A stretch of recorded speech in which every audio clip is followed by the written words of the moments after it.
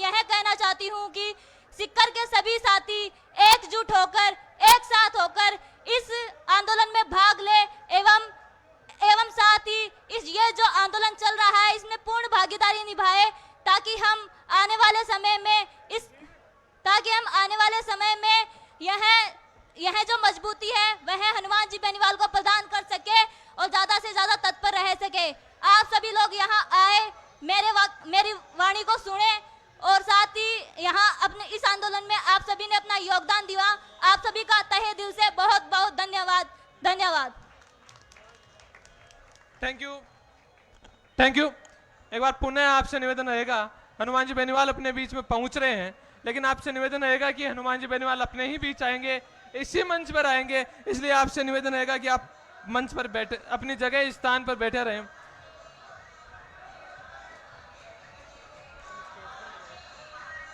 रामोतार जी चौधरी से निवेदन रहेगा कि आप मुख्य मंच पर आ जाएं। रामोतार जी चौधरी से निवेदन रहेगा। किसानों की आवाज को, इस युवा हुंकार रैली को, छात्र अधिकारों के लिए अपनी आवाज को बहुत बुलंदी तक रखने वाले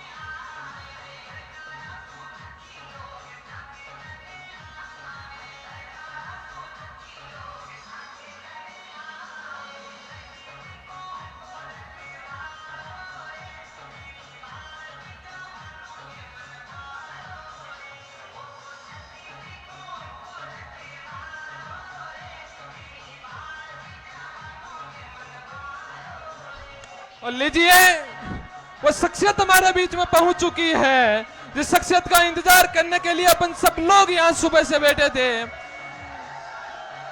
किसानों की आवाज, इस युवाओं की आवाज को बहुत मजबूती से उठाने वाले और छात्र संघ चुनावों के लिए अपनी आवाज को बहुत मजबूती से उठाने वाला राजस्थान का वो योद्धा हनुमान बेनीवाल अपने बीच में पहुंच चुका है। मैं चाहूंगा कि एक बार जोरदार तालियों के साथ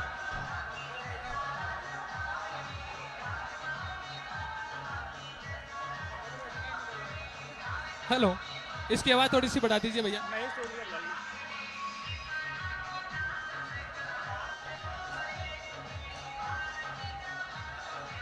मंच से थोड़ा सा निवेदन रहेगा, आप डीजे को बंद करवा दें। कार्यकर्ताओं से निवेदन रहेगा कि आप थोड़ा डीजे को बंद करवा दें। पार्टी के कार्यकर्ताओं से निवेदन। Thank you. सारे लोगों से निवेदन रहेगा कि मंच को व्यवस्थित कर ले, मंच को थोड़ा खाली कर दे भैया, मंच को खाली कर दे भैया, थोड़ा सा निवेदन आपसे रहेगा। और मंच के सामने खड़े लोगों से निवेदन रहेगा कि आप अपने आप को व्यवस्थित कर ले। मैं जब से कार्यक्रम शुरू हुआ तब से कह रहा हूं, यह कार्यक्रम अपना है, यह आवाज अपन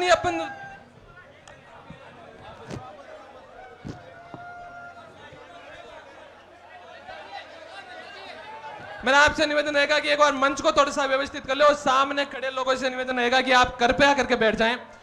हनुमान जी अपने बीच ही रहेंगे अगले 1-1.5 घंटे हनुमान जी अपने बीच ही रहेंगे और अपन बहुत मन से उनको सुनने के लिए सारे लोग इकट्ठे हुए हैं। मंच को थोड़ा सा व्यवस्थित कर ले और सामने खड़े लोगों से निवेदन रहेगा कि आप अपनी जगह स्थान ग्रहण कर ले। अगर आप हनुमान बेनीवाल को सुनने के लिए आए हो, अगर आप हनुमान बेनीवाल के कंधों को मजबूत करने के लिए आए हो, अगर आप इस युवाओं की आवाज को मजबूत करने के लिए आए हो, अगर आप छात्र अधिकारों की आवाज को बहुत मजबूती से उठाने के लिए आए हो, अगर आप हनुमान बेनीवाल को अगर आप छात्र अधिकारों की आवाज को बहुत मजबूती से उठाने के लिए आए हो तो मेरा आपसे निवेदन रहेगा कि आप अपने आप को व्यवस्थित कर लें और यह कार्यक्रम अपने आप व्यवस्थित हो जाएगा। सामने खड़े लोगों से निवेदन रहेगा कि आप अपने स्थान पर बैठ जाएं। इस तरफ खड़े लोगों से निवेदन रहेगा कि आप एक जो बाहर गाड़ियों पे खड़े हैं, सड़क पे खड़े हैं, सारे के सारे अंदर आए। एक बार सारे के सारे 1 मिनट के लिए सब अंदर आ जाएं। सारे के सारे पूरा लगना चाहिए भरा हुआ अपने को। एक बार सारे लोग अंदर आओ, सारे के सारे जो गाड़ियों पे खड़े हो, घूम रहे हो, बैठे हो रोड पे, सब लोग आओ एक बार। Thank you thank you thank you.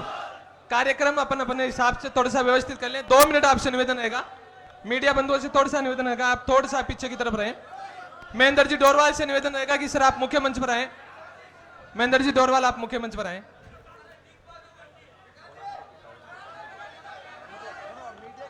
Media के साथियों से निवेदन रहेगा एक बार आप थोड़ा सा पीछे की तरफ हो जाएं।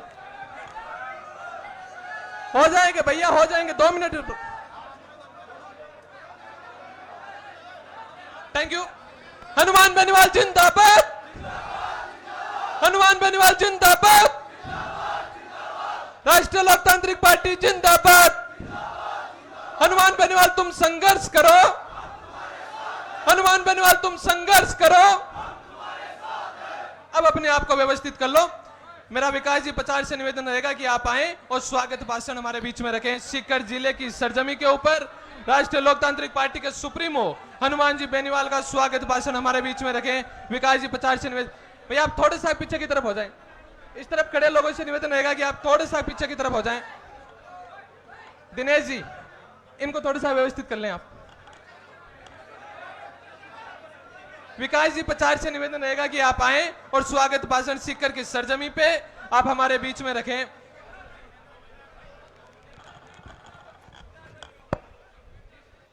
सबसे पहले तो सभी साथियों से निवेदन है जो इधर उधर खड़े हैं उनसे हाथ जोड़ के निवेदन है सामने विराजें, सामने विराजें। आज सीकर की पावन धरा पर मंच पर उपस्थित आदरणीय हनुमान जी बेनीवाल साहब, सम्मानित मंच और छात्र अधिकार रैली में पधारे हुए सारे नौजवानों को दिल की गहराइयों से धन्यवाद व्यक्त करना चाहता हूं और धन्यवाद व्यक्त करता हूं आदरणीय हनुमान जी बेनीवाल का, जिन्होंने इस राजस्थान यूनिवर्सिटी में अगर कोई नेता गया इन छात्रों का अनशन तुड़वाने या इन छात्रों की आवाज बढ़ने तो वो नेता हनुमान बेनीवाल था।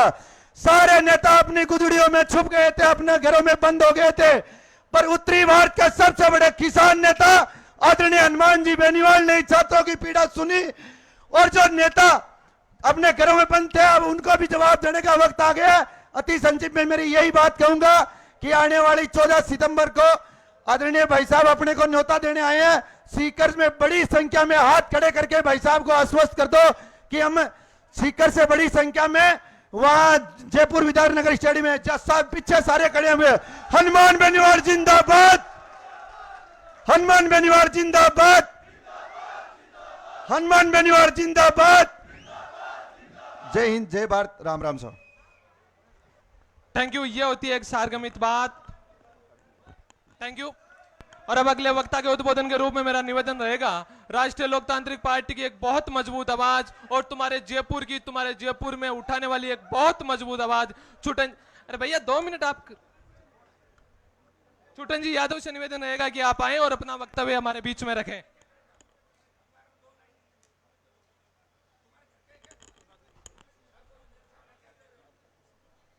आप सब लोगों से इतना ही निवेदन हम सब लोग करने आए हैं और हमारे सुप्रीमो आप सब लोगों को अपने वक्तव्य में आप सब लोगों को मुखारवित होंगे।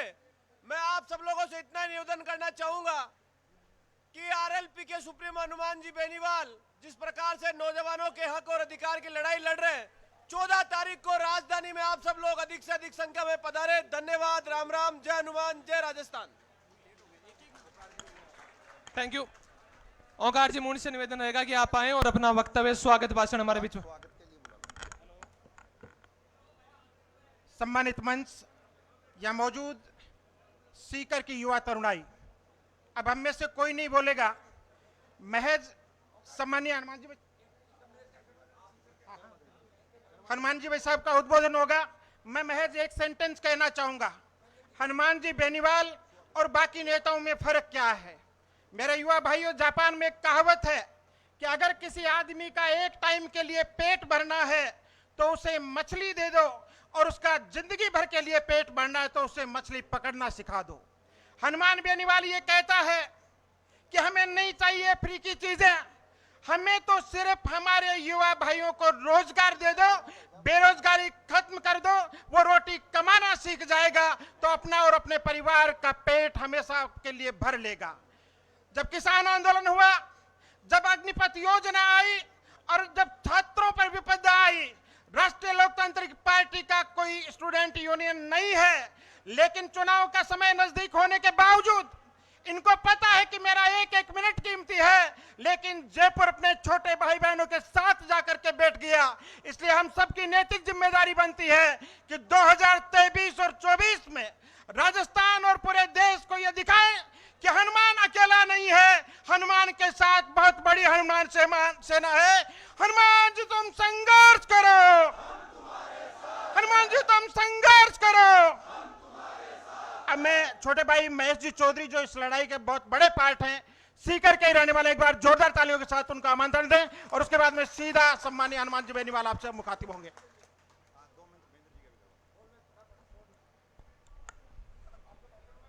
सीकर की इस तपोभूमि पे, शिक्षा की इस नगरी में छात्र संघ चुनाव की बहाली को लेकर आज ये छात्र पंचायत का आयोजन हो रहा है। साथियों, 13 अगस्त से राजस्थान विश्वविद्यालय की तपोभूमि से इस आंदोलन की, इस क्रांति की शुरुआत हुई। हम लगातार भूख हड़ताल और आंदोलन कर रहे हैं। हमने लगातार 7 दिन तक भूख हड़ताल की। कोई राजनीतिक नुमाइंदा, सरकार का कोई नुमाइंदा, प्रशासनिक कोई नुमाइंदा हमारे बीच नहीं पहुंचा। बड़ी आस और उम्मीद के साथ जब भाई साहब को पता चला कि मेरे छोटे भाई भूख से तड़प रहे हैं, छात्रों के अधिकारों की लड़ाई लड़ रहे हैं, तो बिना बुलाए पे ये मजबूती से वहां पहुंचे और हमारा अनशन तुड़वाया। हमें बड़ी उम्मीद थी कि ये अनशन टूटा है, आज बड़ी उम्मीद से टूटा है। भाई साहब ने उसी दिन आश्वस्त कर दिया था कि मेरे भाइयों, किसान कौम के नौजवानों, मैं आपकी ये लड़ाई अंतिम सांस तक लड़ूंगा और मजबूती से आपको अपना हक दिलाऊंगा। लगातार ये लड़ाई जारी रही। संभाग स्तरों पे इसका आयोजन हो रहा है। कल जोधपुर संभाग में, अजमेर संभाग में, इससे पहले भाई साहब बीकानेर संभाग में रैली करके आए हैं।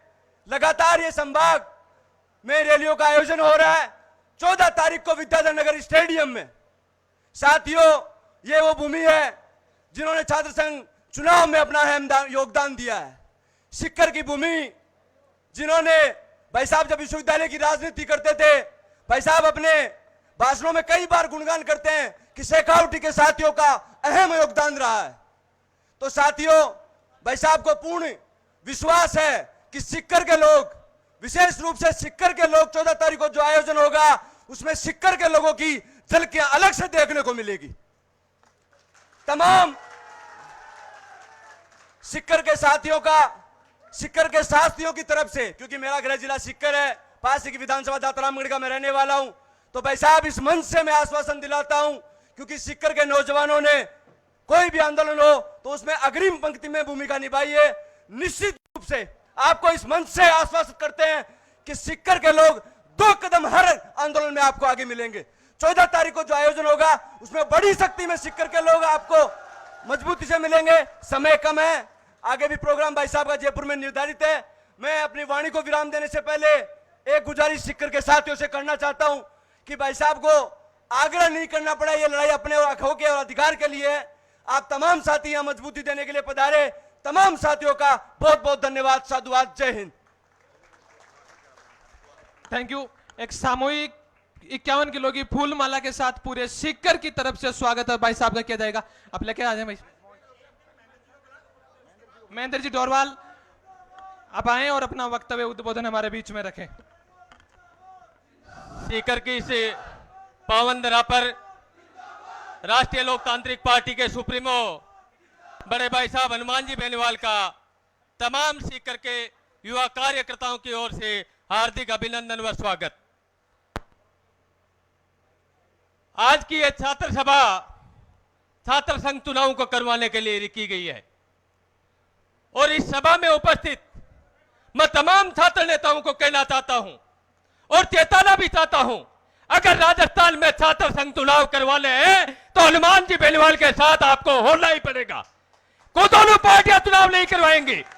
आज भी जो छात्र नेता राजस्थान में छात्र संघ चुनाव करवाने की मांग कर रहे हैं, उनमें से बहुत से छात्र नेता अपने आप को कांग्रेस और भाजपा से जोड़कर देख रहे हैं। इस मुगालते में नहीं रहे। अगर भाजपा और कांग्रेस छात्र संघ चुनाव करवाती तो हनुमान जी बेनीवाल को इस राजस्थान की हजारों किलोमीटर की सड़कें नापनी नहीं पड़ती। अगर इन नेताओं की नीयत साफ होती तो छात्र चुनाव पर रोक नहीं लगती। मैं आपको पुनः कहना चाहता हूं, यह जो संघर्ष है, संघर्ष का पर्याय दूसरा नाम हनुमान जी बेनीवाल है, जिन्होंने छात्र राजनीति से निकलकर छात्रों के हक और हुकूक की लड़ाई लड़ी है। इन्होंने आपकी पीड़ा को समझा है, आप भी इनकी पीड़ा को समझे। आप लोग जब आपका काम निकल जाता है तो भूल जाते हैं कि आपके दुख सुख में कौन हाथ साथ आया था। आपको यह याद रखना पड़ेगा कि आपके साथ जो दुख सुख में खड़ा है वो राजस्थान का एक ही शेर व्यक्ति है, हनुमान बेनीवाल। हनुमान बेनीवाल को मजबूत कर दोगे तो राष्ट्रीय लोकतांत्रिक पार्टी के सुप्रीमो हनुमान जी बेनीवाल 14 तारीख को जो रैली है, उस रैली के माध्यम से अगर राजस्थान की छात्र शक्ति ने इनका मजबूती से साथ दिया तो राष्ट्रीय लोकतांत्रिक पार्टी के सुप्रीमो राजस्थान में सरकार को झुकाकर छात्र संघ चुनाव पुनः शुरू करवाने के लिए आप सबके बीच सबसे आगे मिलेंगे। आप सब लोगों ने यहां पधारे सभी तमाम छात्र नेताओं का स्वागत है, मगर पुनः मैं कहता हूं कि छात्र नेताओं को भी एकजुट होना पड़ेगा। कांग्रेस, भाजपा, इन पार्टियों को छोड़कर सड़क की लड़ाई जिस तरह से हनुमान जी बेनीवाल ने 1996 में निर्दलीय उम्मीदवार होते लड़ी थी, उसी तरीके से लड़नी पड़ेगी। आप सब लोग आए, बहुत बहुत धन्यवाद, बहुत बहुत आभार। Thank you. और भाई साहब का पूरे सीकर की तरफ से सामूहिक रूप से स्वागत। आप आए, मंच पर लेकर के आए। सीकर कृषि मंडी के अध्यक्ष नवरंग जी चौधरी और उनकी पूरी टीम के साथ ये पूरे सीकर की तरफ से हनुमान जी बेनीवाल का सामूहिक स्वागत है। मैं चाहूंगा कि एक बार जोरदार तालियां बजा करके आप सीकर की सरजमी के ऊपर हनुमान जी बेनीवाल का स्वागत करें। भैया साउंड वाले। हनुमान बेनीवाल जिंदाबाद, हनुमान बेनीवाल जिंदाबाद, हनुमान बेनीवाल जिंदाबाद।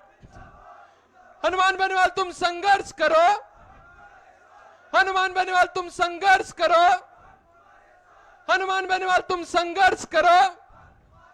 मैं चाहूंगा कि सीकर की सरजमी के ऊपर, शिक्षा नगरी की सरजमी के ऊपर, सीकर जिले की सरजमी के ऊपर हनुमान जी बेनीवाल का पूरे सीकर की तरफ से बहुत बहुत स्वागत और अभिनंदन। आप एक बार जोरदार तालियां बजा करके उनका स्वागत और सम्मान कीजिए। यह स्वागत और सम्मान पूरे सीकर की तरफ से है। यह स्वागत और सम्मान कृषि मंडी के पूरे मेंबर्स की तरफ से है। यह स्वागत और सम्मान इस युवा तरुणाई की तरफ से है। यह स्वागत और सम्मान पूरे सीकर जिले के नौजवानों की तरफ से है। आपका बहुत बहुत धन्यवाद। मंच को व्यवस्थित कर ले और अपन हनुमान जी बेनीवाल को सुन देंगे। और राष्ट्रीय लोकतांत्रिक पार्टी के सीकर जिले की तरफ से, पूरे जिले की तरफ से महेंद्र जी डोरवाल, राजस्थान की संस्कृति, भारतीय संस्कृति की आन बान शान का प्रतीक, सापा पहना करके उनका स्वागत और मान सम्मान करेंगे।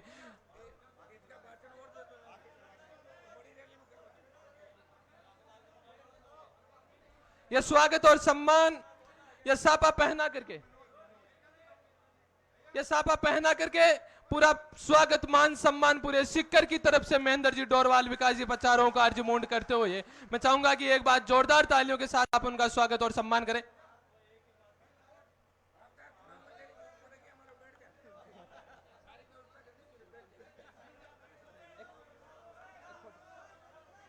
हनुमान बेनीवाल जिंदाबाद, हनुमान बेनीवाल जिंदाबाद।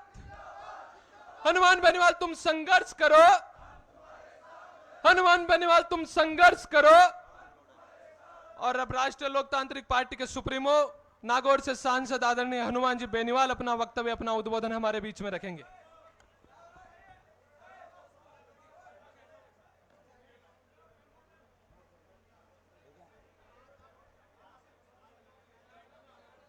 सबसे पहले तो 2-3 जोरदार जयकारे लगाऊंगा। छात्र एकता जिंदाबाद, नौजवान एकता जिंदाबाद। मैं नारा दूंगा, छात्र संघ चुनाव बहाल करो, छात्र संघ चुनाव बहाल करो। गहलोत सरकार होश में आओ, बेरोजगारों को रोजगार दो, युवाओं को न्याय दो। आज सीकर के अंदर 14 सितंबर को जो जयपुर के विद्यानगर स्टेडियम के अंदर बड़ी रैली का आयोजन किया गया और उसकी संख्या 1 लाख से ज्यादा होगी। मैं व्यक्तिगत आमंत्रण देने के लिए कल जोधपुर से शुरुआत करी, जोधपुर के बाद अजमेर, आज बीकानेर और सीकर के अंदर आप सबके बीच उपस्थित होके आप सबको 14 तारीख की रैली का आमंत्रण देने आपके बीच आया हूं। ये लड़ाई हनुमान बेनीवाल की लड़ाई नहीं है, ये लड़ाई राजस्थान के नौजवानों की लड़ाई है, ये राजस्थान के छात्रों की लड़ाई है, ये छात्र संघों को मजबूत करने की लड़ाई है। विश्वविद्यालय कॉलेजों के अंदर जिस तरह पुलिस की गुंडागर्दी बढ़ गई है, चाहे जिसको लाके बंद कर देते हैं, बच्चों पे आए दिन मुकदमे दर्ज कर देते हैं, पुलिस का जो इंटरफेरेंस बढ़ा, सरकार जिस तरह छात्र संघों का गला घोंट के नौजवान राजनीति को खत्म करना चाहती है, ये युवाओं की ललकार है, युवाओं की हुकार है। छात्र अपना अधिकार छीन के लेगा, सरकार को झुका के लेगा। हनुमान बेनीवाल आपके पीछे खड़ा है। जब इस आंदोलन की शुरुआत हुई थी तो विश्वविद्यालय के तमाम नेता जो मंच पे बैठे हैं, इसमें आपके जिले से भी है, मैं धन्यवाद दूंगा हमारी छोटी बहनों को कि आज वो भी सीकर यहाँ पे आई है। कल जोधपुर के अंदर, आज बीकानेर के अंदर भी हमारी बहनें जितना कर सकती है, अजमेर के अंदर भी वो प्रयास कर रही है। मैंने एक बात कही थी, अगर बेटियां हमारे साथ सड़क पे निकल पड़ी तो इस राजस्थान की गूंगी बेरी सरकार को 48 घंटे के अंदर झुका देंगे, ये मैं विश्वास दिलाता हूं। इसके लिए बेटियों को हमारे साथ निकलना होगा। भाइयों, ये लड़ाई आपको कभी न कभी लड़नी होगी। जब इन्होंने शुरुआत करी, मुझे बुलाया, आमरण अनशन किया और मैं इनके बीच गया। मैं इनके बीच जाके बोला कि विश्वविद्यालय छात्र संघ के जितने भी पूर्व अध्यक्ष हैं, कोई बीजेपी में विधायक है, कोई दिल्ली के अंदर मंत्री बैठा है, जोधपुर यूनिवर्सिटी का बना हुआ, कोई पहले के मंत्री थे, कई दर्जनों विधायक सांसद है। मैंने कहा विश्वविद्यालय के पूर्व अध्यक्षों को आप इकट्ठा करो राजस्थान विश्वविद्यालय के अंदर, और इस लड़ाई को बिना झंडे के हम राजस्थान में लड़ते हैं। सारे संगठनों को एक करने का हमने प्रयास किया। दुर्भाग्य से 2 बार हमारा प्रयास सफल रहा। फिर प्रेस कॉन्फ्रेंस करके बच्चे बार बार कह रहे थे, हनुमान जी छात्र संघ चुनाव कराने। देखिए, हर नेता का एक समय होता है। इस चुनाव के महत्वपूर्ण समय के अंदर जहां जेपी नड्डा अपनी यात्रा निकाल रहा है और गहलोत रेवड़ियां बांटने के अंदर मस्त है, एक ही व्यक्ति है जिसने चिंता करी आपकी। 1 महीने का समय लगेगा पूरा। पिछले 15 तारीख से शुरुआत करी और जब रैली करेंगे तब 14 तारीख हो जाएगी। 15 से 15, 1 महीने का जो कीमती समय जो आपके लिए 25 साल से लड़के मैंने निकाला था, ये समय जब फसल पक जाती है किसान की और फसल काटने के समय दूसरी जगह चला जाता है। लेकिन मुझे चिंता थी, बात चली देश प्रदेश के अंदर कि कोई लड़ने वाला ही नहीं बचा, तब हनुमान बेनीवाल आपके बीच आया। भाइयों, मैं झंडे के साथ आंदोलन नहीं करना चाहता था, लेकिन मुझे लगा बाकी लोग मैदान छोड़ के भाग गए, ये झंडा मैं इसलिए लाया हूं, जिस तरह लाल झंडी दिखाने से ट्रेन रुक जाती है, आरएलपी का झंडा देखने से सरकार भाग जाती है। ये झंडा आपको राष्ट्रीय लोकतांत्रिक पार्टी का झंडा दिया। आपने देखा होगा कि जोधपुर विश्वविद्यालय के अंदर कल कार्यक्रम था, परसों रात को 12-11 बजे परमिशन कैंसिल कर दी। मेरे पास टेलीफोन आया कमिश्नर का कि सर आपकी परमिशन कैंसिल कर दी। मैंने कहा 20 साल में मैं तो पता नहीं कितनी बार कैंसिल हुई, रोज ही करता हूं मैं तो। कितनी बार तो 144 धाराएं तोड़ी, कितने मुकदमे दर्ज हुए। मेरा तो मैंने कहा काम है, आप रोको, और हम रुकने वाले नहीं हैं। भाग गई सरकार, कहाँ रोका, वो तो आगे आगे चल रहे थे कि आइए करिए कार्यक्रम। ये जो परमिशन कैंसिल कराई, उसमें मैं आपको बता दूं, विश्वविद्यालय की छात्र राजनीति निकले हो बच्चे, जब उनका कोई धनी दौरी नहीं था, जब उनको कोई पूछता नहीं था, छोटा सा मुकदमा दर्ज हो जाता था, 151 में बंद कर देते थे, तब यही हनुमान बेनीवाल उन बच्चों को छुड़ाने के लिए हमेशा तैयार रहता था। लेकिन उनको लगा कि उनकी दुकानों का सामान खत्म हो रहा है। कांग्रेस पार्टी ने सोचा कि हनुमान ने हुंकार भरी है तो लाखों नौजवान जयपुर की सड़कों पर होंगे, ये 70 साल का सबसे बड़ा आंदोलन होगा। छात्र अधिकार, युवा हुंकार रैली, बीजेपी भी चौंक गई, घबरा गई। हमने तो बात करी थी कांग्रेस बीजेपी ने मिलके, यह कैसे हो गया। हमने तो कहा था कि गहलोत जी चुनाव बंद कराओ और बीजेपी साथ देगी। एक बयान भी भारतीय जनता पार्टी के नेताओं का इस चुनाव के लिए आपके लिए नहीं आया था। भाइयों, 4 के अंदर भी जो चुनाव बंद हुए, मैं विधायक नहीं था, लेकिन 8 के अंदर विधायक बना और 2009-10 के अंदर इस मामले को उठाया, और उठाने के बाद प्रदेश के मुख्यमंत्री से घोषणा कराई विधानसभा में कि छात्र संघ चुनाव करवा रहे हैं। ये घोषणा अगर किसी नेता ने कराई तो आपके भाई ने, उस समय विधायक था। और आज भी आपको विश्वास दिलाता हूं कि राजस्थान की गूंगी बेरी सरकार को अगर झुकाएगा तो राजस्थान का धरती पुत्र, ये किसान का बेटा झुकाएगा। मैं जिस धरती पे खड़ा हूं, ये शेखावाटी की वीर भूमि है। सामंती ताकतों को उखाड़ फेंकने के लिए अगर सबसे ज्यादा बलिदान दिए तो शेखावाटी और मारवाड़ के वो जवान थे, वो किसान थे, जिन्होंने सामंती व्यवस्था को खत्म कर दिया अपनी कुर्बानी देके। मैं उस वीर भूमि पे खड़ा हूं जिसने देश में सबसे ज्यादा शहादत अगर किसी ने दी, 62, 65, 71 की लड़ाई का इतिहास उठा के देखें, सीकर झुंझुनू के किसान के बेटों ने भारत माता की रक्षा के लिए सबसे बड़ा बलिदान दिया। उसके बाद हमारा नंबर आता है। अब तो देखो, अब तो बलिदान के अंदर कंपटीशन हो गया कि फौज में बहुत भर्ती होने लग गई। पहले हमारे तो शिक्षा ही नहीं थी। हमारे नेता तो कहते थे कि ट्रेन आएगी तो चोर आ जाएगा, स्कूल में पढ़ोगे तो लड़कियां चली जाएगी, और बिजली आएगी तो करंट आ जाएगा। ये जमाना था नागौर के अंदर। ये तो हम लोग आए 20 साल के अंदर, और आने के बाद शिक्षा की अलग जगाई, जोत जगाई, जिसके बाद बच्चे पढ़ लिख रहे हैं, और बच्चों के अंदर पढ़ाई के साथ साथ इस आर्मी का क्रेज भी बढ़ा। कोई मुझे लड़के मेरे हिसाब से राजनीति करना चाहता है, मुझे फॉलो करता है। कोई ये चाहता है कि हनुमान जी राजनीति में लड़ रहे हैं, मैं बॉर्डर पर लड़ूंगा। लड़ना सिखाया मैंने मारवाड़ के अंदर, और पूरे राजस्थान के नौजवानों को उनका हक और अधिकार दिलाने का पूरा प्रयास किया। ये उसी का परिणाम है कि रात को 2 बजे भी अगर आपको किसी शहर से निकलना है, परमिशन की आवश्यकता नहीं, डीजे बजते रहते हैं और आप जाते रहते हो। नहीं तो दूसरे डीजे बजा दे, अभी पकड़ लेंगे डीजे पुलिस वाले, बजा दे बीजेपी वाले डीजे, अभी बजवाओ डीजे, तो पकड़ लेंगे बीजेपी के डीजे। कोई तो मुझे कह रहा था नड्डा जी का आगे चल रहा डीजे पकड़ लिया था, हाथाजोड़ी करके छुड़वाया था, कि देखो देखो हम सरकार में आ रहे हैं, हम आपका ध्यान रखें। क्या स्थिति हो गई यार, बताओ कैसे चलेगा ये मिलाजुली का खेल राजस्थान का। मैं उस धरती पे खड़ा हूं जिस धरती ने बड़े छात्र आंदोलन किए। ये शेखावाटी की वीर भूमि। जब मैं विश्वविद्यालय कॉलेज की राजनीति करता था तब मेरे जिले से ज्यादा संख्या अगर किसान के बेटों की थी, वो झुंझुनू सीकर के किसान के बेटे थे, वो भरतपुर के किसान के बेटे बेटियां थी, शेखावाटी की बेटियां थी, जिन्होंने हनुमान बेनीवाल को राजस्थान विश्वविद्यालय का अध्यक्ष बना के आपकी सेवा में समर्पित कर दिया। भाइयों, मैं हमेशा आपकी सेवा के अंदर रहा, और मुझे मजा आता है लड़ने के अंदर। कोई चुनौती अगर होती है, मुझे स्वीकार करने में आनंद आता है।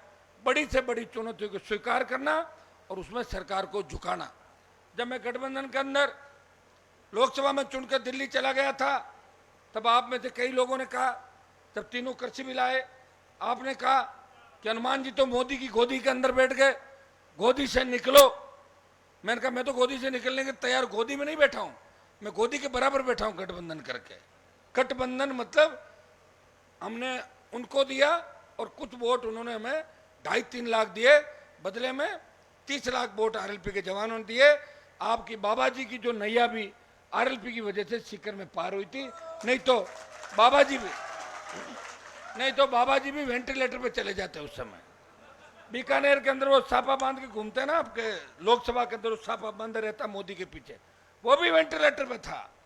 जोधपुर वाला भी वेंटिलेटर पे था, राजसमंद वाली वेंटिलेटर पे थी, बाड़मेर वेंटिलेटर पे था, आपके 15 लोग वेंटिलेटर पे थे। उनको वेंटिलेटर से निकाल के उनको टायर का चिन्ह, बोतल का चिन्ह चला गया था, मेरा चिन्ह भी छीन लिया, कपड़े बाकी बचे थे मेरे, देखा आप लोगों ने, चिन्ह भी छीन लिया। लेकिन टायर पे 24 भाजपा के इन जिनमें से करीब 20 से ज्यादा निकम्मे, इन निकम्मों की फौज को मैं दिल्ली लेके गया था। जब तीनों कृषि बिल लागू हुए, आवाज आई राजस्थान के किसी कोने से, खुला है दादा, कहां से लाए हो पानी? आवाज आई राजस्थान के, पेक बोतल लाओ ना, पेक। राजस्थान के किसी कोने से आवाज आई, हनुमान जी आप सत्ता छोड़ दो। वैसे मैं मंत्री नहीं था, लेकिन मंत्री बनने की तैयारी थी पूरी, बन रहा था मंत्री।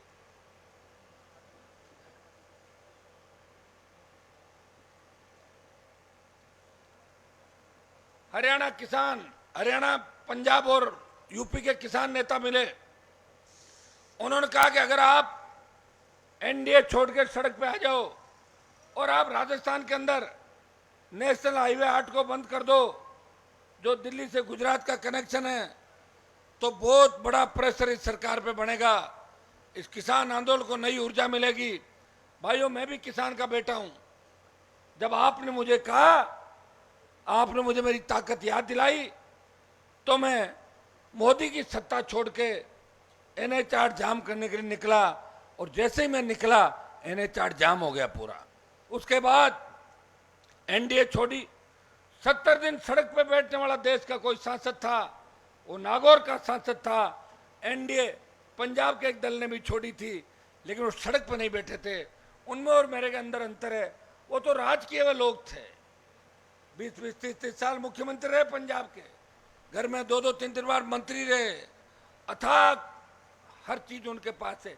एक तरफ एक गरीब किसान का बेटा जो दिल्ली पता नहीं दोबारा जाएगा कि नहीं जाएगा, उसके लिए मौका था कि कैबिनेट का मंत्री बनता और गुलामी करने के लिए लोग तैयार मिलते हैं। आप जानते हो 20% तो लोग गुलामी के लिए रेडी रहते हैं। जिधर निकली गाड़ी उधर ही निकले गुलाम, जाते हैं। आप देख रहे हो हर जगह नारे लगाते हुए मिलेंगे, तकलीफ पड़ती है, सारी बात है, लेकिन आते नहीं। लेकिन मैंने आपके लिए सत्ता छोड़ी। फिर जब अग्निपथ आया, मैंने सबसे बात करी आप लोगों से, जो मेरी टीम बैठी शेखावाटी की, मैंने कहा क्या करना चाहिए, अपना तो झंडा है, अपने तो झंडे के साथ ही कूदेंगे। देखते कोई पार्टी झंडे के साथ कूदती क्या देश के अंदर? भाइयों, इस हिंदुस्तान के अंदर कोई पार्टी झंडे के साथ नहीं आई। 2 दिन आंदोलन हुआ था, बिहार के अंदर हुआ, बंगाल में हुआ, 1-2 ट्रेनें भी जली थी, लेकिन वो बच्चों ने, बेरोजगार नौजवानों ने, सेना के अंदर जो जाना चाहते थे, वो देश की सेवा करना चाहते थे, वो बिना लीडरशिप का आंदोलन था। मुकदमे दर्ज हुए, बच्चे जेलों के अंदर चले गए। हनुमान बेनीवाल पहले दिन सबसे बात करके झंडे के साथ इस आंदोलन में कूदा, लोकसभा के अंदर मामला उठाया और जोधपुर में 2 लाख जवानों की रैली करके प्रधानमंत्री को चेतावनी दी, प्रधानमंत्री जी हम आ रहे हैं दिल्ली की तरफ।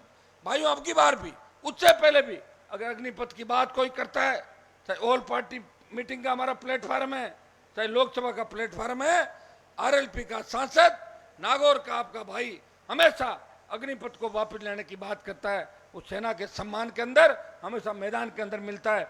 ये हमारे संघर्ष का ही परिणाम है कि पहले अग्निवीर जो सरकार ने नियम निकाला, जो अग्निवीर भर्ती होगा उसमें 25% को रखेंगे, 75 को वापस भेजेंगे। हमारे संघर्ष के बाद सरकार झुकी और 50% पे आ गई। 50 को हम रखेंगे, 50 को भेजेंगे। लेकिन राजधानी को घेरने के बाद विधानसभा लोकसभा चुनाव से पहले एक मूवमेंट अपने को दिल्ली की ओर करना होगा। करोगे ना? वो संख्या कम से कम 2 लाख होनी चाहिए। एक दिन तो खाटू श्याम जी के मेले में भी जाते हो लाखों की तादाद में, सालासर बालाजी के जाते हो, एक दिन तो पिक्चर देखने के लिए परिवार के साथ जाते हो, और जो कुंवारे हैं वो भी घूमने जाते हैं, किसी न किसी को लेके एक दिन जाते हो कि नहीं जाते हो? एक दिन एक दिन इस सेना के सम्मान में अपने भाई को मजबूती देने के लिए मैं अकेला कब तक लड़ता रहूंगा? बताओ, थक जाऊंगा लड़ता लड़ता। तुम सब अपने अधिकारों के लिए लड़ो। लड़ने के लिए आगे मैं चलूंगा। कोई लाठी गोली लगेगी, पहले मेरा सीना चीर के आप तक आएगी, उसको मैं रोक लूंगा वहीं पे। ये अग्निपथ की लड़ाई भी लड़ेंगे और प्रधानमंत्री को वापस झुकाएंगे और मोदी की वापस किरकिरी होगी। जिस तरह किसान बिलों के अंदर हमारी जीत हुई थी, किसान बिल वापस लिए गए, इसी तरह अग्निपथ को वापस करा के एक बार देश के नौजवानों की जीत इस देश के अंदर कराएंगे। भाइयों, आप देखिए कितना बड़ा भद्दा मजाक कि दिल्ली यूनिवर्सिटी में चुनाव हो रहा है। मेरे पास फोन कर रहे हैं वहां के छात्र नेता कि साहब आप दिल्ली कब आओगे? मैंने कहा मुझे क्या करो, मेरा तो कोई संगठन नहीं वहां पे। क्या नहीं आएंगे हम आपके पास, आप हमारे लिए लड़ते हो। 22 को शायद चुनाव है वहां पे और 14 तारीख से 13 से फार्म भरे जा रहे हैं। दिल्ली में चुनाव हो रहे हैं और जयपुर में चुनाव नहीं हो रहे। बीजेपी मौन है और कांग्रेस के तमाम वो संगठन, भाजपा के वो तमाम संगठन वो मौन है। उनके वो छात्र नेता जिनका जमीर जिंदा है वो जरूर हमारे पास आते हैं, लेकिन ज्यादातर छात्र नेताओं ने मौन धारण कर लिया। इस मौन का मतलब उनकी सहमति है। कहीं न कहीं वो टिकट की दौड़ में, मैं उनको चेताना चाहता हूं, गलती से टिकट ले भी लिया तो जमानत जब्त करवाने के लिए तैयार रहना। हम राजस्थान के अंदर ही एक तो नया ये पॉलिटिकल पापा वाला मामला बहुत हो गया राजस्थान में। एक पापा, दूसरा पॉलिटिकल पापा। ज्यादातर यूनिवर्सिटी कॉलेज से निकले हुए बच्चों के ज्यादातर के पॉलिटिकल पापा कहीं न कहीं है। वो पॉलिटिकल पापा उनको तंग करते हैं। तो पॉलिटिकल पापा अब की बार एक काम मैं करूंगा, मुझे नहीं पता मैं सत्ता में आऊंगा कि नहीं आऊंगा, लेकिन पॉलिटिकल पापा वाले जितने ही हैं इनका काम तमाम कर दूंगा राजस्थान का। ये पॉलिटिकल पापा का लफड़ा खत्म हो जाएगा 5 साल के लिए। पूरी गारंटी मैं नहीं लेता, क्या पता आगे क्या होगा मेरा खुद का ही, लेकिन 23 से 28 पॉलिटिकल पापा का बयान कोई नहीं देगा कि वो पॉलिटिकल पापा वो है, पॉलिटिकल पापा वो है। तो पहले पॉलिटिकल पापा होते थे, पॉलिटिकल मम्मी भी है। नारे लगते हैं कि वसुंधरा मम्मी है, नारे लगाते हैं। सब बताओ कैसे कैसे लोग हैं। मैं एक मेरे ही समाज के व्यक्ति का बताता हूँ, जो मंत्री बनने के लिए इतना घिरा हुआ व्यक्ति था। पहले समाज में लोग बहुत उसको पूछते थे, बहुत इज्जत करते थे। राजनीति का चस्का लगा, हमारा नुकसान किया और वसुंधरा की फोटो अपने घर में लगा रखी थी और आरती लिख रखी थी, जय वसुंधरा मैया, जय वसुंधरा मैया। अरे भाई मैं बता रहा हूँ आपको, मैं तो सारी लोग क्या सारे बना के लाए थे वीडियो उसके। दुर्भाग्य देखिए, ऐसे कौम के दुश्मन इस कौम को कहां तक लेके जाएंगे। हमें तो पीड़ा इस बात की है, जिसको भी आगे बढ़ाते हो वो कहां जाता है थोड़े दिनों बाद, बताओ मुझे। जिसको भी कहते हो, नारे लगाते हो, आगे बढ़ो हम तुम्हारे साथ हैं, बड़े बड़े भाषण देते हैं। मैं एक बार विधानसभा में चला जाऊंगा तो आप देखना ये कर दूंगा वो कर दूंगा। कर दिया क्या विधानसभा के अंदर? अरे कितने चले गए। हाँ, पार्टी जरूर बदल लेते हैं, एक बार टिकट नहीं मिली तो दूसरी पार्टी, फिर वो नहीं तो उसका दुपट्टा पहना, इसका तो। और जब तुम्हें पार्टियां ही बदलनी है तो मेरे वाली पार्टी का दुपट्टा पहन लो, कम से कम अपना खून तो एक है, ये तो कर लो। तो सब लोग क्यों लोगों को पॉलिटिकल पापा बनाते घूम रहे हो? भाइयों, हमें लड़ना होगा। अगर शेखावाटी के अंदर मैं बता दूं आपको राजस्थान का रिजल्ट, मारवाड़ की 43 सीट है, नागौर, जोधपुर, बाड़मेर, जालोर, सिरोही, जैसलमेर और पाली, इन 43 सीटों पर इस बार 35 पे कड़ा मुकाबला होगा, जहां आरएलपी 1 नंबर और 2 नंबर रहेगी 35 सीटों पर। अब आ जाओ आप शेखावाटी के अंदर, सीकर कोई कमजोर नहीं, 30,000 वोट लिए थे सीकर की सीट पर आरएलपी ने। 25-26 हजार वोट बनी थी अपना है नीम का थाना के अंदर। नवलगढ़ के अंदर कैंडिडेट धोखे से टिकट ले गई थी, फिर भी 12,000-11,000 वोट डाल दिए बच्चों ने कि आरएलपी की टिकट। उसकी जगह समय पर अगर इकट्ठे होकर कोई ढंग का टिकट होता वो 40,000 वोट पे जाती।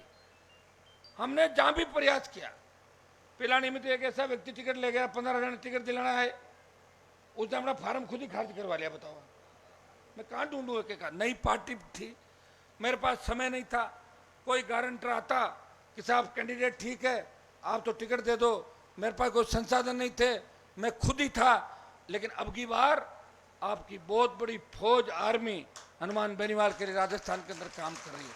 अब मैं अकेला नहीं, अभी जो अभियान चला सदस्यता से सत्ता की ओर, आपने सारे रिकॉर्ड तोड़ दिए राजस्थान के। किस तरह बच्चे गांव गांव जाके ढाणी ढाणी जाके सच से बना रहे थे। छोटे बच्चे आप देखिए किस तरह टेटू बना के, किस तरह झोंपड़े पे छोटा बच्चा गरीब किसान का बेटा झोंपड़े पे भी आरएलपी का झंडा लगा रहा है, वो अपने यहाँ पे आरएलपी लिखा रहा है। इसका मतलब भगवान की कृपा इस राष्ट्रीय लोकतांत्रिक पार्टी पे, ईश्वर भी देख रहा है। इस राजस्थान को अगर बचाना है, इस व्यवस्था को बचाना है, तो आरएलपी को मजबूत करना होगा। ये दोनों दल अखंड भ्रष्टाचार के अंदर डूबे हुए, दोनों दलों ने सांठगांठ कर ली। मैं जब 2008-9 के अंदर आरोप लगाता था कि गहलोत वसुंधरा मिले हुए, तब मीडिया के लोग कहते थे हनुमान जी तो जातिवादी नेता है, ये तो ऐसी बात करते हैं। लेकिन अशोक गहलोत ने खुद पिछले दिनों कहा कि वसुंधरा अगर नहीं होती तो मेरी सरकार नहीं बचती। अब तो मैं सही हूं, और अशोक नहीं बोल दिया ना, तो फिर मैं तो सही बात कह रहा हूं, गलत कह ही नहीं रहा हूं। शेखावाटी के अंदर आप ये तय कर लें कि मारवाड़ से जो तूफान चलेगा वो बीकानेर, हनुमानगढ़, गंगानगर, चूरू होता है। चूरू में तो चला था ना तूफान दोनों उपचुनाव के अंदर। ये तो सीताराम जी यहीं बैठे हैं, बीजेपी को ठंडा कर दिया था 1 मिनट में। वो सरदार शहर में भाजपा भाग गई पूरी तरीके से। चूरू में तूफान चलेगा, लेकिन शेखावाटी आते आते अगर शेखावाटी की 15 सीटें, जो सीकर झुंझुनू की 15 और चूरू को भी शेखावाटी मान लो, ये 21 सीट अगर आप लोगों ने यहां आते आते इसको सुनामी बना दिया तो राष्ट्रीय लोकतांत्रिक पार्टी 100 सीटें राजस्थान के अंदर जीतेगी। लेकिन उसमें प्रत्येक सीकर के नौजवान को तय करना होगा कि काम चाहे कहीं से कराएं। अभी हो सकता है 15-20 दिन आचार संहिता में बाकी है, अगर काम काज निकलवाना है कोई दिक्कत नहीं, डोटादर से निकलवा लो काम, मना कौन कर रहा? आप काम करवा लो दूसरे वाले दातारामगढ़ वाले से, उससे करा लो। धोध वाला करता नहीं होगा आपका, ये कर रहा है सीकर वाले से। अरे काम करने में कोई दिक्कत नहीं। ये 70 साल से धोखा दे रहे हैं, 15 दिन इनको धोखा दे दो और जैसे ही आचार संहिता लगे तब अपने भाई के साथ कूद के आ जाओ। जो बीजेपी में बैठा वो भी आ जाओ, जो कांग्रेस में बैठा वो भी आ जाओ। तय करो कि हम इस राजस्थान को बचाना है, हम राष्ट्रीय लोकतांत्रिक पार्टी को मजबूत करेंगे। भाइयों, 14 तारीख को मुझे बड़ी उम्मीद है, सीकर से जो ट्रेन का साधन सीकर से जयपुर ना, वो तो भर के आ जाओ, उसमें तो क्या है, ट्रेनों में तो आना ही है, वहां कोई चेकिंग नहीं करेगा तुम्हारी, उसके करेगा तो मैं बैठा हूं आगे, चिंता मत करो। आना है, वापिस भी आना है, ट्रेनों में आना है। आप हंस क्यों रहो मीडिया वाले? ट्रेन में तो आएंगे तो और जाएंगे कैसे? ट्रेन में आना है, और जिसके पास गाड़ियां हैं, मैंने देखा कि हमारे शेखावाटी और मारवाड़ में बच्चों के पास गाड़ियां बहुत है, तो उस दिन तो सारी गाड़ियों में अकेले नहीं आना, 5-5, 7-7, 10-10 को बिठा के लाना। जिनके पास पिकअप कैंपर है वो भी भर के लाएगा, लेकिन स्पीड उसकी 70 होगी, 150 पर नहीं भागना। ये भी ध्यान रखना मेरा, कि रैली में छोटी सी भी गड़बड़ होती है ना तो बदनामी बेनीवाल आरएलपी पार्टी की होती है। इस चीज का आपको ध्यान रखना है कि कहाँ हुई। अब मुझे बड़ी चिंता रहती है जब भी मैं रैलियां करता हूँ, जिस तरह आप भागते हो। आज तो मैं खुद ही भाग रहा था, लेट हो रहा था, तो मेरे लोग कह रहे थे भाई साहब आप तो भाषण दे रहे हो, खुद ही भाग रहे थे। मैं इसलिए भाग रहा था कि आगे मैं लेट हो रहा था। अगर आपकी भी कोई बारात छूट रही हो और कोई तोरण का समय जा रहा हो तो आप भाग सकते हो, मैं मना नहीं कर सकता आपको, लेकिन बिना फालतू और या कोई लड़की वाले देखना आ रहे हो और जल्दीबाजी हो तो चले जाओ उस दिन आराम से, लेकिन नशा करके वाहन नहीं चलाना है। हमारे बच्चों के अंदर देखो आप कैसे कैसे नशे हो गए, इसमें एमडी, तो बहुत जवान किस दिशा में जा रहा है भाई। हम इस जवान को बचाएंगे तभी तो देश बचेगा। देश कैसे बचेगा?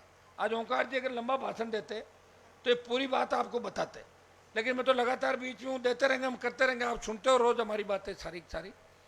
जवान बचेगा देश बचेगा, जवान बचेगा समाज बचेगा, जवान बचेगा किसान बचेगा, और किसान बचेगा देश बचेगा। ये दोनों पार्टियां नहीं बचाएगी आपको। कर्जे के बोझ के तले किसान आत्महत्या कर रहा है, और अभी जो प्रीमियम लिया जाता है फसल बीमा का, उस प्रीमियम में देखो इस बार भारी अकाल राजस्थान के अंदर पड़ा। भयंकर अकाल के बावजूद गिरदावरी सही ढंग से नहीं हो रही है, और ये बीमा कंपनियां बड़े घोटाले घपले करके भाग जाती है और हमें कुछ भी नहीं मिलता। भाइयों, कौन लड़ेगा अपने लिए बताओ मुझे? ठीक है, कोई लड़के अगर अपनी बात उठा के कोई 5,000 10,000 रुपये दिला भी देता है, उसे क्या फर्क पड़ता बताओ। अगर किसान का 50 लाख का बीमा कराया हुआ है, उसको अगर हम 30-40 लाख रुपए दिला देते हैं तो उसकी जीत है। 50 लाख का बीमा, 5-7 लाख का खेती का खर्चा। अरे यार इसको रोका था, इसको पकड़ मत, उसको कूलर को साइड में उड़ रहा है, ठीक है। तो अगर उसको 50,000 रुपये दो, 5 लाख का वो खर्चा करता, तो क्या किसान की मदद कर रहे हो आप? नहीं कर रहे हो। अभी आपने देखा होगा कि पिछले 15-17 साल के अंदर दिल्ली के धन्ना सेठों का 3 लाख करोड़ का कर्जा माफ हुआ। कितना? 3 लाख करोड़ का कर्जा। हमारे राजस्थान का कर्जा माफ नहीं कर सकते? पप्पू ने भी यह कहा था जब आया था कि 1 2 3 8 9 10 कर्जा माफ कह दिया था। उससे पर्ची पकड़ाई, जल्दी जल्दी बोल गया। और कर्जा कैसे माफ कर सकते हो आप बताओ हमें? सरकार तो आपको बजट की व्यवस्था इसमें नहीं, इतनी घोषणाएं कर दी, और घोषणाओं की पालना कैसे करोगे? आचार संहिता लग जाएगी, टेंडर नहीं हो रहे, और टेंडर अगर आप निकालते हो, टेंडर खुलता है उसमें ही समय लग जाता है। और 8-10 तारीख के आसपास मुझे लग रहा है कि आचार संहिता अक्टूबर के अंदर लग जाएगी। भाइयों, सिवाय सरकार बचाने के मुख्यमंत्री ने कुछ नहीं किया, और अपने साथ के लोगों के पास बैठ के बात करते हैं कि तुम तो ये बताओ कि मैंने सरकार बचाई कि नहीं बचाई। वो कह रहे साहब मजा आ गया, अमित शाह और मोदी किसके पीछे पड़े और उसकी सरकार नहीं रह सकती। 22 पहले गिरा चुके हैं वो। मैं आपको बता दूं, उस समय मैं गहलोत के खिलाफ था, लेकिन पायलट के मानेसर में नहीं था। मेरे तीनों विधायक अशोक गहलोत के खिलाफ वोट के लिए अलग मेरे साथ बैठे हुए थे। हम वो कहते हैं, वो करते हैं। लेकिन दुर्भाग्य इस बात का देखिए कि सचिन पायलट, जो अपने आप को नौजवानों का नेता कहते हैं, एक बयान भी दे देते, एक ट्वीट कर देते कि मैं जवानों की राजनीति करता हूं, शासन चुनाव होने चाहिए। मैं पूछता हूं सचिन पायलट को कि पायलट साहब बड़ी बड़ी बातें करते हो आप, आला कमान से मिला, ये किया वो किया, और बार बार बेक हो जाते हो। कितनी बार तो लोगों को आपने कहा कि मैं 3 दिन बाद मुख्यमंत्री बन रहा हूं, कॉफी सीएम हाउस में पियेंगे। कईयों को कह दिया, अरे भैया कहाँ हो, कौन सी दुनिया में हो, अशोक गहलोत जा रहा, मैं आ रहा हूँ, कॉफी साथ पियेंगे। हमने तो उनकी कॉफी देखी नहीं, अभी तो आचार संहिता लग गई। कॉफी कब पियेंगे? कोई मुझे आज पूछ रहा था उनका पॉलिटिकल भविष्य क्या है। मैंने कहा अभी का तो नहीं कह सकता, लेकिन 20-30 साल बाद वापस हो सकता है, क्या पता लगता है, समय का नहीं पता लगता। कभी 2-5-10 साल मुझे पॉलिटिकल कहीं उनका दिख नहीं रहा है, उसके लिए बहुत पापड़ बेलने पड़ता है। अब तो कांग्रेस को तो जाना है राजस्थान के अंदर, ये तय है, कांग्रेस की विदाई तय हो गई, लेकिन भाजपा को रोकना है। कैसे रोकोगे? हम रोकेंगे भाजपा को, रोक देंगे नहीं सारे उपचुनाव के अंदर। थोड़ी हिम्मत रखना, लेकिन अपना काम खाली ऐसा नहीं कि रोकने का ही काम हो। भाजपा को रोकना है और आरएलपी की सीटें जीतनी है। सीटें अगर जीत गए और हंग असेंबली आ गई तो समझ लो राज तुम्हारा आ गया। चाहे जैसे फुटबॉल खेलना, कोई मना नहीं करेगा नौजवानों को राजस्थान में। फुटबॉल खेलने का मतलब सही काम करना, गलत काम मत करना। चालू के फुटबॉल खेलने लग जाओ, इस चीज का हमें ध्यान रखना है। समय आपका है, जब मेरे जैसा लड़का आपको मिला तो चिंता करने की आवश्यकता नहीं। वो मैदान छोड़ के भागने वाला नेता नहीं है। मैंने इतनी लड़ाई लड़ी राजस्थान में, इतने माफियाओं से लड़ा, बदमाशों से लड़ा, नेताओं से लड़ा, और लड़ के इतना पक्का हो गया कि जब तक कोई लड़ाई मुझे मिलती नहीं, मुझे नींद नहीं आती। इसलिए ये लड़ाई भी मैंने मोल ले ली आपकी कि 1 महीना मैं आपके लिए राजस्थान में निकलूंगा, ताकि लोग ये कहेंगे कि सबको चुनाव की चिंता है और हनुमान बेनीवाल को छात्रों जवान की चिंता राजस्थान के अंदर। वो अंतिम दम तक अपने भाइयों को न्याय दिलाने के लिए सड़क से संघर्ष, सदन तक संघर्ष करता है। मैं दिल्ली गया, 24 भाजपा के सांसद, एक में आपका सांसद किसान का बेटा, ईआरसीपी, अग्निपथ, किसान, बढ़ती महंगाई, पेट्रोल डीजल की बढ़ती कीमतें, राजस्थान में दलितों पर अत्याचार, पेपर लीक की घटनाएं, चाहे हमारी बालिकाओं बहनों के साथ जिस तरह रेप की घटनाएं राजस्थान में हुई, भ्रष्टाचार, अखंड भ्रष्टाचार में जब पार्टी डूब गई, एक ही व्यक्ति लोकसभा के अंदर आपकी आवाज बन के गूंजता है, बोलता है। वो नागौर का सांसद है जो बीजेपी के खिलाफ भी बोलता है और स्टेट गवर्नमेंट के खिलाफ भी दिल्ली में बोलता है और यह सड़क पे बोलता है। मुझे तकलीफ उन लोगों से जो कमिटमेंट करके मुकर जाते हैं। मैंने पायलट का जिक्र यहाँ इसीलिए किया था कि उन्होंने मेरे को भी झांसे में रखा था कि हम मिलकर काम करेंगे, हम देख लेंगे। कहाँ गया समय, मेरे साथ मिलने की मुझे जरूरत ही नहीं है। मैं तो चाहता था 1 और 1 11 हो जाए। ये पूर्वी राजस्थान जो खाली पड़ा है, यहाँ भी जबरदस्त रिजल्ट आ सकता था। अगर 2 व्यक्ति निकलते तो निश्चित रूप से सरकार होती। लेकिन भाइयों, कई बार क्या होता है कि किसी व्यक्ति के भाग्य में अकेले ही लड़ना लिखा होता है। मैं 18 में भी कह रहा था कि बसपा के साथ गठबंधन करूंगा, अन्य दलों के साथ गठबंधन करूंगा, लेकिन गठबंधन नहीं हुआ। मैं फिर कहता हूं कि मैं कांग्रेस बीजेपी को छोड़ के अन्य शोषित पीड़ित तबके की बात करने वाले तमाम दलों के साथ गठबंधन का प्रयास करूंगा। मैं चाहूंगा कि 18 के अंदर जो 80 लाख वोट मिला था सबको हमें मिला के वो बिखरे नहीं, और 80 लाख वोट जो 1.5 करोड़ हो गया राजस्थान के अंदर, अगर 1.5 करोड़ से ज्यादा हमारा वोट हो जाता है तो एक कांग्रेस बीजेपी जो पार्टी 3rd नंबर पर जाएगी, और आरएलपी और इनका जो तीसरा फ्रंट है वो राजस्थान का पहला मोर्चा बनेगा। इस उम्मीद के साथ हम लड़ाई लड़ रहे हैं। इस चुनाव के अंदर जो मुख्य बात है वो भी है नोट करने की। अभी नौजवान 50-60 लाख से ज्यादा नाम जुड़ गए राजस्थान के अंदर नए। 4 अक्टूबर जो अंतिम तारीख है अंतिम मतदाता सूचियों के प्रकाशन की, मुझे लग रहा है ये संख्या 70-80 लाख के करीब हो जाएगी। अगर 70 लाख 65 लाख नौजवान मतदान करेगा पहली बार, वो भाजपा और कांग्रेस को वोट नहीं डालेगा, वो ऐसी पार्टी को वोट देना चाहेगा जो पेपर लीक करने वालों को सख्त सजा दे। हमारी बहन बेटियां राजस्थान में 12 बजे निकले, उनका सम्मान हो, इज्जत हो, और वो ऐसे निकले जैसे घर के आंगन के अंदर घूम रही हो। ऐसा राजस्थान हो जहां बेरोजगार से तंग आके किसी नौजवान को सुसाइड नहीं करना पड़े। कोटा के कोचिंग सेंटर के अंदर जिस तरह लगातार 29 आत्महत्याएं करी बच्चों ने, कोचिंग वाले पैसा कमाने में मस्त है और बच्चों का ध्यान नहीं रखते, समय समय बच्चों की काउंसलिंग नहीं होती और बच्चे सुसाइड कर लेते हैं। इसमें कोचिंग के जो मालिक है इनको भी सलाखों के पीछे डालना चाहिए। वो मतदाता चाहेगा मुझे ऐसा राजस्थान चाहिए जहाँ उच्च स्तर की शिक्षा हो, मुझे ऐसा राजस्थान चाहिए जहाँ कानून का राज हो, भयमुक्त भ्रष्टाचार मुक्त राजस्थान हो, महिला का सम्मान हो और किसान का सम्मान हो। और वो पहली बार जब वोट करेगा तो जरूर देखेगा हमें हमारे भाई हनुमान बेनीवाल ने जो पार्टी बनाई राजस्थान के अंदर। लोग हंसी उड़ाते थे राजस्थान की दिल्ली के अंदर कि राजस्थान वालों में कहां दम ये पार्टी बना लेंगे। ये तो कांग्रेस बीजेपी या हरियाणा यूपी के जो नेता होते थे उनका झंडा उठा के लाते थे और वो झंडा लेके भागते थे। वो झंडा तो वापस ले जाते और डंडा यहाँ छोड़ जाते थे। मैंने तुम्हें झंडा भी दिया और डंडा भी दिया और लड़ना भी सिखाया राजस्थान के अंदर। इस चीज का आपको ध्यान रखना। कोई मुझे आज कह रहा था कि हरियाणा के कुछ नेता घूम रहे हैं। मैंने कहा घूमने के लिए तो हमने सड़कें अच्छी बनाई राजस्थान के अंदर, हवा में घूमने का टैक्स है तो खुद को देना पड़ता है। लेकिन राजस्थान का नौजवान अब किसी के बेवकावे के अंदर नहीं आएगा।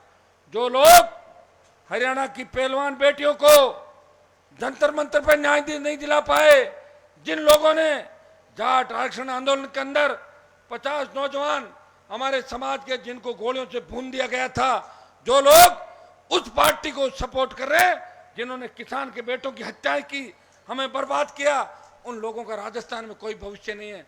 गलती से आ भी जाए तो उनको वापस भगाना है और किसी को 2 पैसे का खर्चा चाहिए तो उनसे ले लेना और वापस लात मार के भगा देना। उनको कर लेना आप लोगों को। बच्चों के क्या, एक लड़का मुझे फोन कर रहा था कि साहब झाँप लूँ क्या कुछ। मैंने कहा झाँप ले, कितने झाँपेगा? बोले 3-4 लाख। मैं तो 5 लाख झाँप ले उससे। बोले इन्होंने कौन सी खरी कमाई की, इन्होंने लूटा है लोगों को, अपन इनको लूट लेते। मैंने कहा लूट ले भाई, मेरे को तो नहीं, तू लूट ले। हाँ ऐसी कोई बात हो कोई दिक्कत नहीं। कहीं चंदा लेना हो समाज को ले लो, स्कूल कॉलेज में लेना ले लो, लेकिन वोट ऐसे ठगों को मत देना जो अपने परिवार के नहीं हो सके, जो अपने समाज के नहीं हो सके। मदद कोई करता है, गीत किसी और के गाते हैं, बात किसी की करते हैं और पॉलिटिकल पापा कोई और है उनका। ऐसे लोगों का आपको ध्यान रखना है। रखोगे कि नहीं रखोगे? देखो मैं तो कमजोर नहीं पड़ूंगा। मैं आपको बता दूं, मेरे सामने तो कोई भी खड़ा रहता है ना, कितना ही बड़ा पार्लियामेंट में विधानसभा में, तो मैं अकेला ही काफी हूँ 2-3-4 पे तो लड़ने के लिए। भाई लड़ता ही रहता हूँ मैं तो, आप देखो। लेकिन आपको बेका नहीं दे। अपने बच्चे क्या होता है कि नई ऑडी गाड़ियाँ, फॉर्च्यूनर, स्कॉर्पियो, नई गाड़ियों में जल्दी से झांसे में आ जाते हैं। फटाफट आप देखिए राजस्थान के अंदर कितने पंथ आए, सब ज्यादा किसका विघटन हुआ? हमारी कौम का। कोई पंथ आया उसी को पकड़ लिया, कोई धर्म आया उसको पकड़ लिया, कोई भूमिया जी भैरून जी आया उसको पकड़ के बैठ गए, ये मेरा भूमिया जी, ये मेरा भैरून जी। तो कौन? ये हम भोले भाले लोग हैं, कोई भी ठगी कर लेगा। कोई अपने दादा का बताएगा, कोई परदादा का बताएगा। अरे परदादा तो मर गया, दादा मर गया, वो जिंदा होगा क्या दादा परदादा वापस? ठीक है, अपन भी कह देते हैं कि हमारे समाज के अंदर ये लोग हुए थे, लेकिन उन लोगों ने क्या बेवकूफ़ियाँ की, उनका भी हमें ध्यान रखना है। उनकी बेवकूफ़ियों की वजह से आज हमें ये दिन देखने पड़ रहे हैं, इस चीज़ का भी आपको ध्यान रखना होगा। एक आपको यह भी ध्यान रखना होगा कि विधायक MP बनने से पहले साइकिल पे चलने वाला व्यक्ति ओडी गाड़ी में कैसे चल रहा है, उसका क्या बिजनेस है, मुझे भी बताओ ना। मैं बहुत परेशान हूँ, मैं भी ओडी ले लूँ अगर मुझे पता लग जाए कि बिना कुछ करे ओडी गाड़ी आती है, या 5 करोड़ की गाड़ी आती है और 50 करोड़ का बंगला बनता है और फार्म हाउस होता है। उसके लिए तो फिर दूसरा काम करना पड़ता है। तो ऐसे लोगों का भी हमें ध्यान रखना है। आजकल होता क्या है कि पैसे वाले लोग राजनीति के अंदर आगे अपना व्यापार बढ़ा रहे हैं, उन बात तो समाज की करेंगे और वहाँ जाके दूसरे समाज के उन बदमाशों के खिलाफ, उन हल्के दर्जे के लोगों के पैर छूते हुए आपको जयपुर और दिल्ली के अंदर मिलेंगे, जिनका खुद का कोई मोरल नहीं, उनके पैर अगर हमारे लोग जाके छूते हैं तो इससे घटिया बात नहीं हो सकती। भाइयों, आपने राजस्थान के अंदर देखा होगा, अगर किसी किसान के बेटे का इनकाउंटर भी हुआ, एक ही व्यक्ति था उसको न्याय दिलाने के राजस्थान की सड़कों पे और विधानसभा के अंदर बोल रहा था। कई लोग ये कह रहे हैं हमने किया, तुमने क्या किया, तुम तो तुम्हारा दस्तखत करना ही नहीं जानते।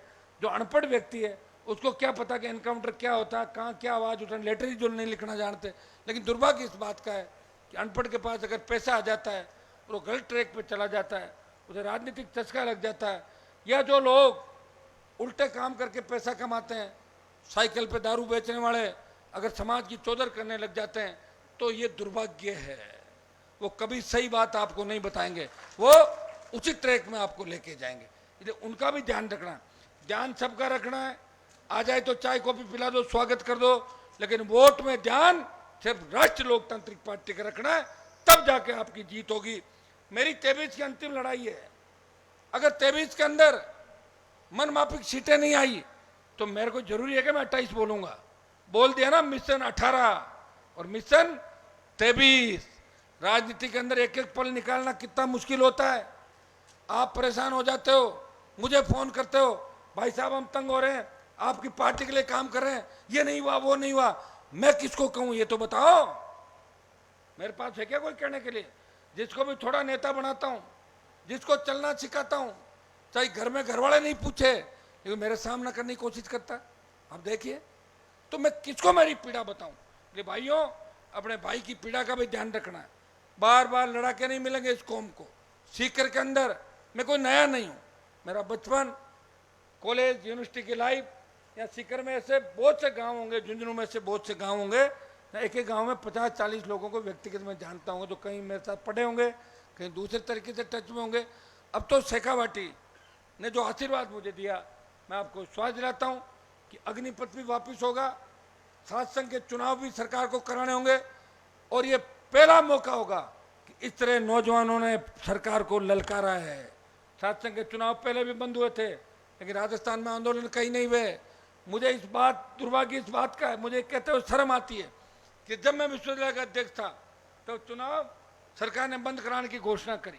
मेरे सामने हारे हुए जितने भी छात्र नेता थे वो मेरे पास आए, कॉलेजों के अध्यक्ष आए, उन्होंने कहा भाई साहब आप तो चुनाव जीत के MLA बन जाओगे, आप भाइयों का ध्यान रखो, हमारे साथ बैठो। मैंने कहा तुम धरने का आयोजन करो, मैं तुम्हारे साथ चलता हूँ। तो राजस्थान की सरकार से लड़के उसी साल चुनाव कराए, 2 महीने लेट चुनाव जरूर हुए थे, लेकिन चुनाव कराए। अब की बार आप देखिए, जितने भी लड़के जीते विश्वविद्यालयों के अंदर, कॉलेजों में जो जीत गए, वो तो एक ही चीज सोच रहे हैं कि चुनाव नहीं हो ताकि हमारा नाम हमेशा चले कि आखिरी अध्यक्ष कौन था। बताओ आप, ये मेंटलिटी देखो बच्चों की, कैसे आगे बढ़ेंगे बताओ। और ये बड़े नेता कभी नहीं चाहेंगे कि छात्र संघों के माध्यम से मजबूत लोग निकले। वो तो ऐसे अनपढ़ गंवार अपने परिवार के लोगों को, कोई भांजे को, कोई भतीजे को, कोई बेटे को, ऐसे लोगों को राजनीति में लाना चाहेंगे। आपकी क्यों चिंता करेंगे बताओ? क्यों सेकंड पीढ़ी को तैयार करेंगे? अगर सेकंड पीढ़ी तैयार की होती तो अभी तक तो अपना CM बन जाता राजस्थान के अंदर। नहीं बना ना, ऐसे नारे लगाते घूम रहे हैं लोगों के। और अभी भी क्या भविष्य है। और जिनकी बात भी चली ना मुख्यमंत्री के अंदर बनने की, वो मेरी वजह से चली है। आप ये मत सोचना कि जगदीप धनखड़ ऐसे उपराष्ट्रपति बन गया। हनुमान बेनीवाल का संघर्ष, आपको राजी करना, यूपी हरियाणा के अंदर जो बीजेपी की दुर्दशा हुई, ये धनखड़ को उपराष्ट्रपति बना के आपको ठगने का काम किया है कि धनखड़ की वजह से बीजेपी को वोट डाल देंगे। मुझे मीडिया वालों ने पूछा कि धनखड़ उपराष्ट्रपति बन गया, इससे कितना फर्क पड़ जाएगा। मैं कि इससे 150 वोट का फर्क पड़ेगा, उसके गांव में पड़ जाएगा और क्या 100-150 वोट का। बाकी ये तो सारे के सारे धनखड़ से कम है क्या, सारे जानते हैं, हर चीज जानते हैं, वोट किसको देना है, कैसे करना है। धनखड़ को क्यों उपराष्ट्रपति बनाया आप भी जानते हो। उपराष्ट्रपति आपका क्या काम कर सकता है? क्या किसी की मोटरसाइकिल छुड़वा सकता है बिना हेलमेट की? वो तो फोन ही नहीं लगेगा उसके। क्या उपराष्ट्रपति आपकी कोई और मदद कर सकता है? आप ऐसे लड़ने को चल सकता है क्या? क्या करना अपने उपराष्ट्रपति राष्ट्रपति से? हमें तो इस प्रदेश के अंदर हमारी सरकार चाहिए जहां कोई किसान भूखा नहीं सोए, कोई नौजवान आत्महत्या नहीं करे बेरोजगार से तंग आके, उसके हाथ में बंदूक नहीं हो, वो नशा नहीं करे और हमारी बहन बेटियां सुरक्षित रहे, हमें हमारे हिस्से का पानी मिले। ये नए राजस्थान का निर्माण कैसे हो, विकसित राजस्थान कैसे बने, ये व्यवस्था हमें चाहिए। और ये व्यवस्था ये भारतीय जनता पार्टी के लोग नहीं दे सकते, जिन्होंने हमेशा इस सोच के साथ बीजेपी का गठन किया कि हमें किसानों का विरोध करना है। भाइयों, दुर्भाग्य था कि कांग्रेस में जिन लोगों को जगह नहीं मिली वो बीजेपी में चले गए, बीजेपी ने उनको रगड़ा, वापस कांग्रेस में चले गए, कांग्रेस ने फिर रगड़ा, वापस। सीकर में तो 10 उदाहरण होंगे ऐसे, बीजेपी कांग्रेस, फिर कहते तीसरा मोर्चा, फिर कांग्रेस और फिर बीजेपी और फिर कांग्रेस। तो धंधा हो गया एक तरीके से। तो धंधा करने वाले लोग हैं भाई, तो धंधा है, ये व्यापार है।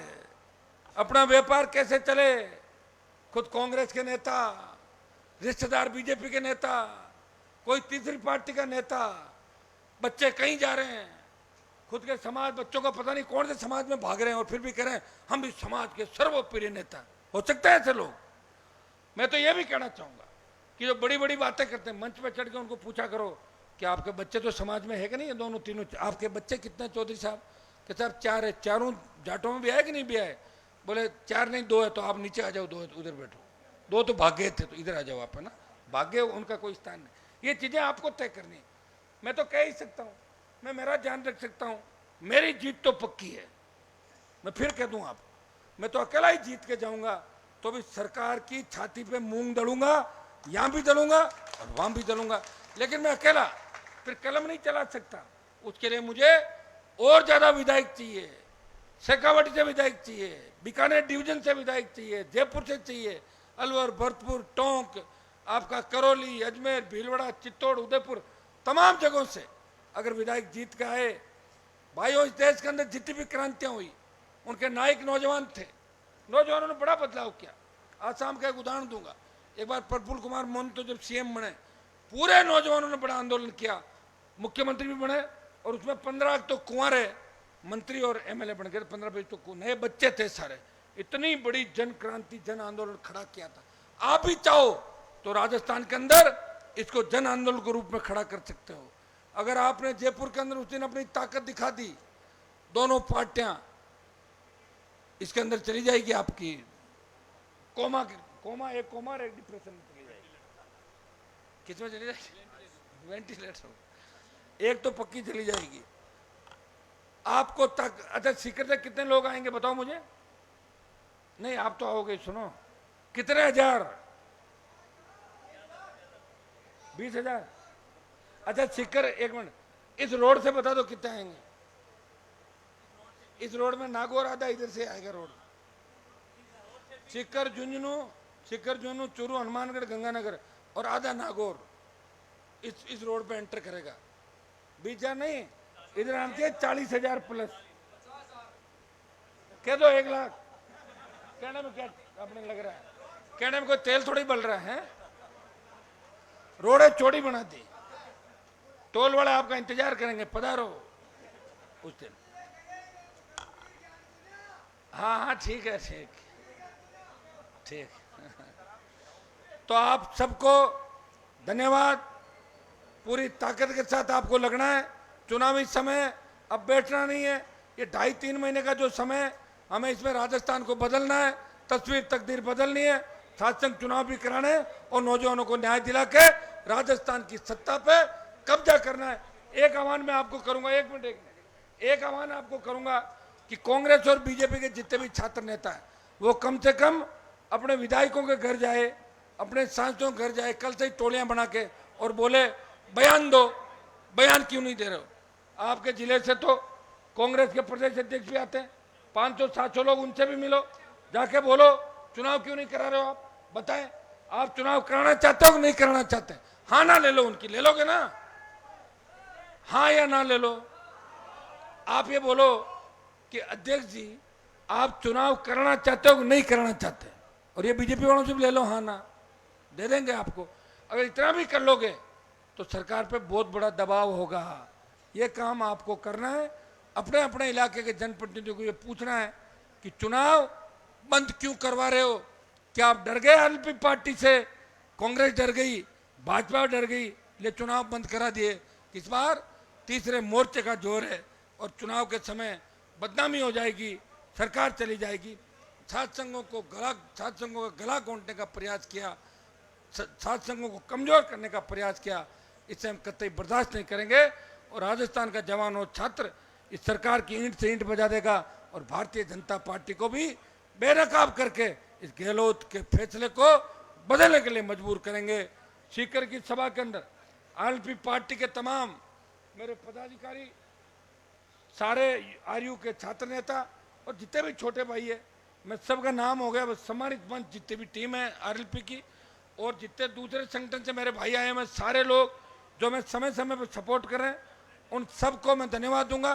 और प्रत्येक उस बच्चे को जो 2:30 बजे से लगा के अभी तक बैठा है, मैं 5-6 बजे आता, मुझे पता बहुत ज़्यादा तादाद के अंदर आप होते, लेकिन मुझे पता है मैं लेट भी आऊँगा तो भी आप 14 तारीख को रिकॉर्ड तोड़ तादाद के अंदर आप जवान, किसान और छात्र का नारा लगाते हुए आप धरती पुत्र जयपुर पहुंचोगे और दोनों पार्टियों का दिमाग ठीक करोगे। बहुत बहुत आपको धन्यवाद। जय हिंद।